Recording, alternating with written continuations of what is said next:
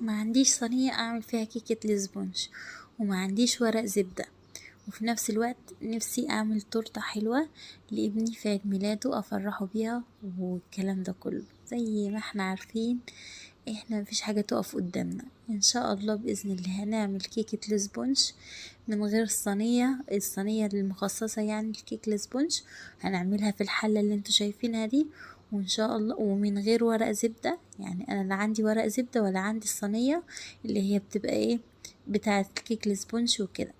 طيب عندي ايه؟ عندي الحلة دي زي ما انتوا شايفين، جبت حتة زبدة او سمنة الموجودة عندك ودهنت بيها الحلة كويس جدا، وبعد كده رشيت رشة دقيق، غلفت الحلة زي ما انتوا شايفين، بطنتها كده زي ما بنعمل في الكيكة ايه العادية. بس هنا حاولت ايه زودت شوية اللي هو مثلا دهنة الزبدة، وعملتها زي ما انتوا شايفين بطن